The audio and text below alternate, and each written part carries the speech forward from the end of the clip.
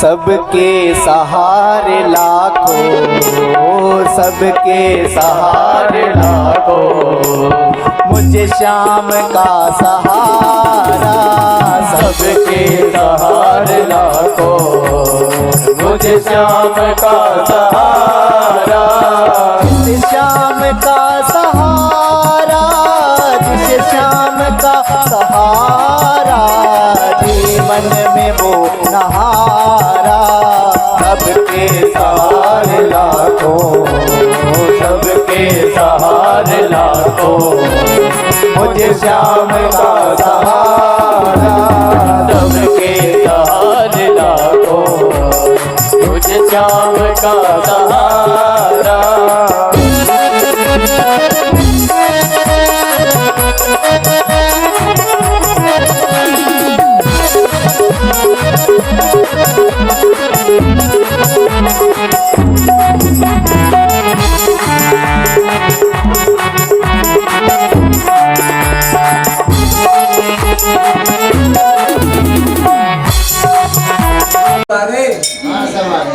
लाख 2 लाख 3 लाख 32 30 28 ठीक है 32।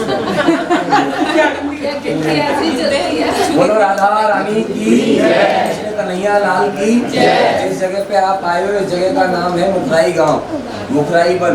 ये जगह है राधा रानी की नानी की। राधा रानी की नानी का नाम था मुखरा देवी, और राधा रानी की माता जी का नाम था कीर्ति कुमारी जी, और दादी जी का नाम था सुखदा देवी जी, है ना? क्या नाम था? सुखदा।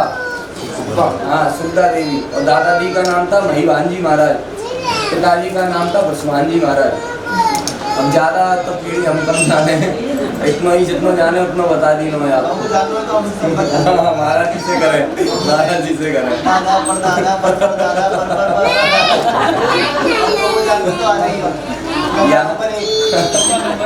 ऐसा ही हो कि मैं राधा रानी अपनी मैया के इतने ज़्यादा अपनी ननिहाल में रही है, नानी के यहाँ पे रही है राधा रानी। तो नानी के यहाँ ज़्यादा रही है। बगल में कुसुम सरोवर है, यहाँ से 3-4 किलोमीटर दूर। वहाँ कुसुम सरोवर से कमल के फूल लेके नहीं आती, और इनकी नानी महादेव जी की बहुत बड़ी भक्ति है, और महादेव जी की पूजा करो करती। और जब पूजा करती तो उनकी सेवा के काजे कमल के फूल लेके नहीं है राधा रानी। किशोरी जी यहाँ आती। जब बाल काल में किशोरी यहाँ आई तो किशोरी जी भी नटकटी, जैसे सब लोग बच्चा नटकट रहे हैं, ऐसे ही किशोरी भी नटकटी। तो जब रोती बैलती नहीं तो राधा रानी क्या है, उन्हें एक बाजनी सिलाप में राधा रानी को खिलाया करती। मुखरा देवी राधा रानी की नानी तो बाजनी सिला पे खिलाती, और सिला पे जगह जगह तरह तरीका की आवाज़ आती है। पहले वो जो सिला है वो सिला 24 फुट की, अब वहाँ से कछुअन से रह गए हुए सिला को, क्योंकि कछु तो इन पत्थर ने चेक करने के काजे वैज्ञानिक लोग ले गए। कछु मुसलमान ने तोड़ दी ने, कछु अंग्रेजन ने तोड़ दी ने, हमारी संस्कृति को नष्ट किया। तो वहाँ से कछु भाग बचो हुए हो, यहाँ पे आज भी भिन्न भिन्न प्रकार की आवाज़ आ पहले, लेकिन वहाँ सिला पे ऐसी आवाज़ आया 7 तरीका की आवाज़ आती है। ईश्वर पर्वत नारायण स्वरूप में गिरिराज जी विराजमान है। ये सतयुग के समय से हैं, और त्रेता युग में इनके संग में लीला हुई, हनुमान जी महाराज लेकर के इनको यहाँ पर आए, और द्वापर युग में भगवान श्री कृष्ण ने इनको पूजा। देखो गिरिराज जी के ऊपर में 7 दिन क्या 7 वर्ष बोला जा सकता है, आप समझ रहे हैं। लेकिन मैं तो थोड़ा बहुत ही आपको, और बाकी का विस्तृत महाराज जी से संपर्क करें। तो गिरिराज जी महाराज को पूजने का वचन त्रेता युग में भगवान राम ने दे दिया था, राम के रूप में भगवान श्री कृष्ण ने दे दिया। तो द्वापर युग में उसको पूरा किया। जब द्वापर युग में पूरा किया तो कृष्ण बन के आए, और कृष्ण बन के आकर के गिरिराज जी को धारण किया। एक पहले या तो मुझे सुन लो या ये देख लो। भुजा फैलाए के मान के खाए। भगवान ने 1000 भुजा प्रकट करी, और सभी गोपियों से मान के ठाकुर जी ने खाया।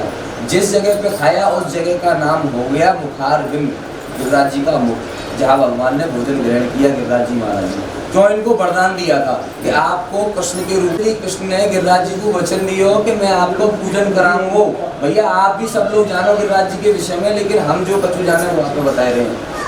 तो यहाँ हमारे सब ब्रजवासी लोग इंद्र को पूजन कर रहे, भगवान ने मने कियो, और गिरिराज जी के विषय में नंद बाबा को बताई कि भाई तुम्हारे देवता ने कभी नहीं पाया, मेरा देवता आपके सामने पा गया। तो भगवान ने प्रत्येक गोपी के यहाँ से जो जो मक्खन मिश्री आया सब मांग मांग के खाया। लारी लारी लारी तू का लाइए तू का लाइए, तो गांव का नाम लारी हो गया। लारी गांव पड़ता है मुखारबिंद के पास। सहस्त्र भुजा 1000 भुजा फैला।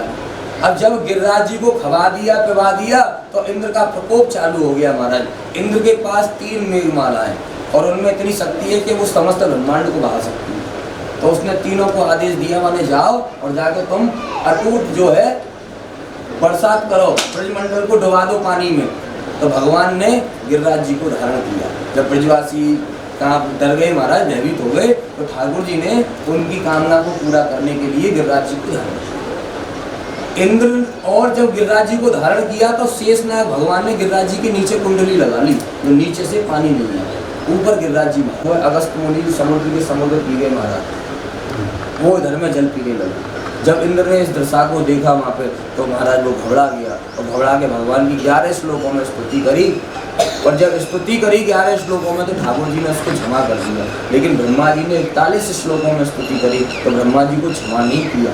क्यों? इंद्र ने भी दंड का काम तो किया है, लेकिन इंद्र ने क्या किया, समस्त ब्रजवासियों को ठाकुर जी के समीप में ला दिया, सभी को जोड़ दिया, इसीलिए इंद्र को क्षमा कर दिया 11 श्लोकों में। और ब्रह्मा जी ने क्या किया, ब्रजवासियों को ठाकुर जी से दूर कर दिया, जैसा कल महाराज जी ने बताया था। सारे बाल बालों को लेकर के ब्रह्मलोक के लिए चले गए, इसलिए ब्रह्मा जी को क्षमा नहीं किया। तो गिरिराज जी का जो स्वरूप है वो गौ के समान है। गौ का जो मुख है उसका नाम है मुखारबिंद, जो गौ का सिर है, सींग है, उसका नाम है मानसी गंगा, मुकुट मुखारबिंद जिसको बोलते हैं। जो गिरिराज जी की नाभि है, जो वक्ष बीज का स्थल है, जिसको दान घाटी बोलते हैं। और जो गिरिराज जी की पूंछ है उसको पूंछरी का लौठा बोलते हैं। जो गिरिराज जी की नाक है, अभी हम लोग इसके बाद में जाएंगे चंद्र सरोवर। तो समय का विशेष ध्यान रखें। आज देखिए, आज हमें गिरिराज जी परिक्रमा करनी है और आज मैं आपको कड़े शब्दों में बोल दे रहा हूँ, जो रह जाएगा वो रह जाएगा, मैं गाड़ी लेकर के चल दूँगा, आप लोग रह जाएंगे, इसमें मेरी कोई जिम्मेदारी नहीं है। आप समझ रहे? क्योंकि 1, 2, 4 के चक्कर में मैं 30 लोगों का नुकसान नहीं करूँगा। महाराज जी क्षमा करें, पर मैं सच बता रहा हूँ आपको। क्यों? देखो, आपके साथ में मैं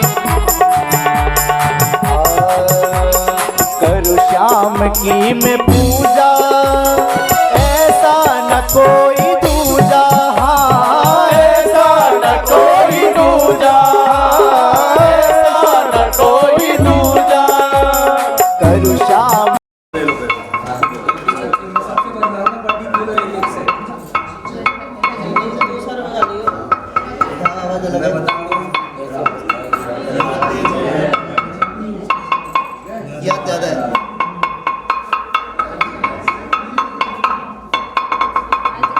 छोड़ दो उसको वहीं पे। वृंदावन बिहारी लाल की।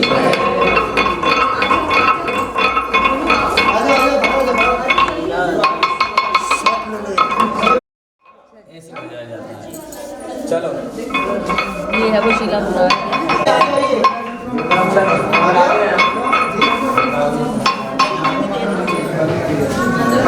चलिए थोड़ा की जय, आज के आनंद की जय, जय जय श्री राधे, जय जय श्री राधे, जय श्री राधे श्याम।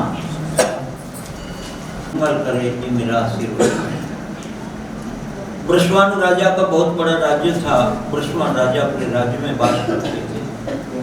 ब्रजवान राजा ब्रह्म मुहूर्त में कटाउट में कह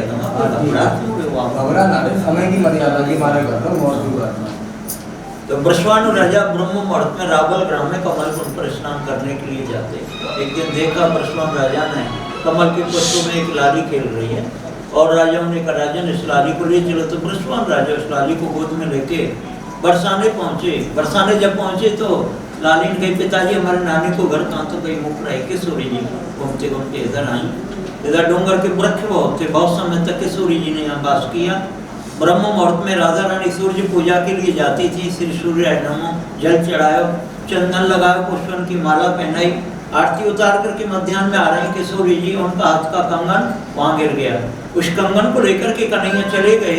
राधा रानी इधर आई, नानी ने फटकार सुनाई, बिटिया कंगन कहाँ गिर के आई? किशोरी जी बहरे में रोते रोते गई, कंगन कहीं नहीं मिले, खूब बहरे में रो गए। श्री ठाकुर जी उस कंगन को लेकर के आए। राधे एक प्राण दो देहि श्यामा सत्य सनई। जब श्री ठाकुर जी इसको पुष्प में, इस कान में पुष्प लगाते तो किशोरी जी को कहते आज उधर के कुंजों में मिलन होगा, और या पुष्प लगाते इस कान में तो कहते किशोरी जी आज उधर कुंजों में मिलन होगा। तो राधा रानी का यहाँ कोई मतलब नहीं था, वो इसीलिए जाती थी। वो तो सूर्य पूजा तो बहाना है, उनका मेन पॉइंट है उसका कृष्ण का दर्शन करना। कुंजों में आते कन्हैया, राधा रानी कन्हैया का दर्शन करके प्रफुल्लित आनंद होते, और कन्हैया भी राधा रानी का दर्शन करके प्रफुल्लित आनंद होते। इसीलिए राधा रानी की माँ कीर्ति, राधा रानी के नानी मुखरा नानी, इसीलिए इस गांव का नाम मुखरा ही पड़ा। इसके जो नाना थे वो सुखदा थे, इसीलिए किशोरी जी के नंदसार के नाम से विख्यात हुआ।